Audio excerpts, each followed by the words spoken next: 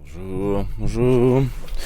J'ai un peu abandonné la reconstitution occidentale parce que quand j'ai attaqué le Moyen-Oriental parce que ça m'intéressait plus. Et il y avait plein de trucs que je trouvais plus pratiques, plus sympas, plus intéressants et tout.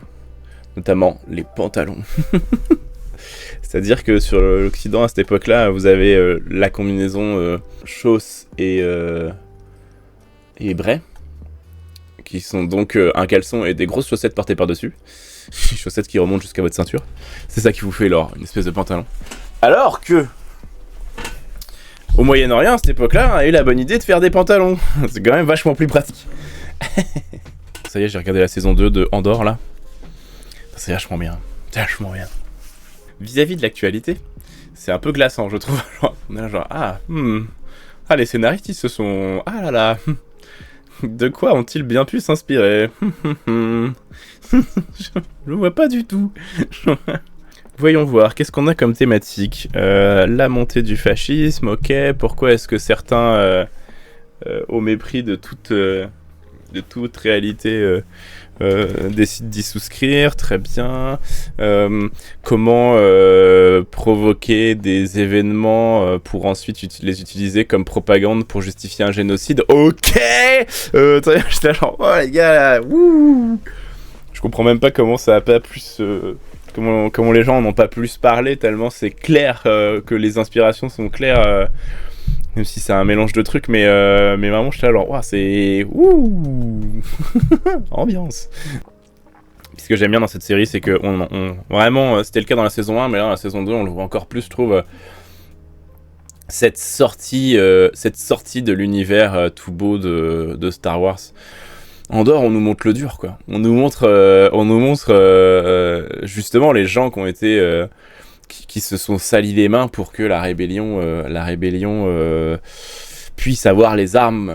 Et c'est cool, parce qu'en fait, quand on est un peu habitué aux questions des coulisses de l'histoire, ben c'est vachement réaliste, ouais. L'espèce de lutte d'espions et d'agents spéciaux et de population et de coercition, de torture, de trucs, de machin. C'est... Waouh, la vache, c'est vachement bien. Et effectivement, quand on voit Andorre, on voit les persos, on sait ce qu'ils ont fait, puisqu'on connaît la suite, mais on se dit à quel moment eux vont s'en sortir, et à quel moment est-ce qu'on se souviendra d'eux. Je spoil pas pour ceux qui n'ont pas vu, mais un des personnages qui meurt, on explique pourquoi on n'en a jamais entendu parler dans les Star Wars suivants. C'est très clair dans l'histoire, on a plein d'exemples comme ça. Mais ouais, non, on dort très très bien, j'avoue que on retrouve du bon Star Wars, c'est-à-dire du Star Wars un peu... J'ai toujours adoré ce côté très organique dans Star Wars, dans les costumes, dans les décors. C'est organique, quoi. On a l'impression qu'on peut toucher les choses, les patines sont un peu assez réalistes, et tout ça, ça marche, ça fonctionne. Et ça, j'ai toujours adoré ça dans Star Wars, ça m'a toujours beaucoup marqué. Mais avec Andorre, vraiment, il y a cet effet-là. Le côté sale, le côté sale de la résistance, quoi. Parce que c'est vrai que dans les Star Wars, on voit les gentils rebelles, les machins, voilà. Il n'y a pas beaucoup de... Comment dirais-je? Il n'y a pas de nuance dans la résistance, dans la rébellion. Et c'est bien, c'est une bonne chose. Mais c'est bien qu'il y ait des œuvres qui viennent justement contrebalancer ça, parce que c'est un peu... historiquement, c'est quand même vachement plus réaliste. Et ça permet de réfléchir aussi un peu plus à la question, à ce que ça implique, tout ça.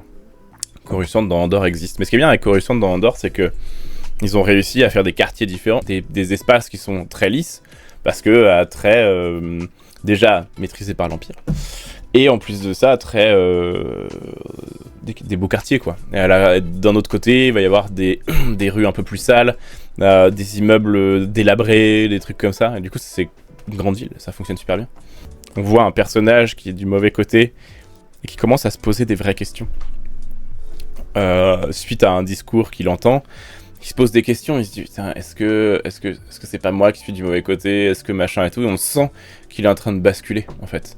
On sent qu'il est en train de basculer, on sent que voilà. Et au moment où il pourrait basculer, en fait, les personnages qui ont déjà basculé ne lui laissent pas la possibilité de le faire. Parce que en fait, il est sur la trajectoire de l'histoire, quoi. C'est étonnamment pertinent. c'est tellement dur, mais c'est étonnamment pertinent. Ouais, c'est ça. C'est vraiment ce truc de personnages qui doivent faire ce qui doit être fait. Et ce qui est ouf, c'est ce truc de... Ça traite vraiment de cette histoire aussi de... pour que certains puissent avoir les mains propres, il faut que d'autres aient les mains sales. Ah, la notion de sacrifice de sa propre vie, elle est à 100% présente dans le sens où les mecs seront oubliés. Les mecs seront oubliés ou dévalorisés, etc., etc. Il y a vraiment ce passage incroyable sur la fin de la saison où on a vraiment le truc de les gens qui ont le luxe d'avoir les mains propres, qui rejettent ceux qui ont dû se salir les mains pour que eux puissent avoir les mains propres.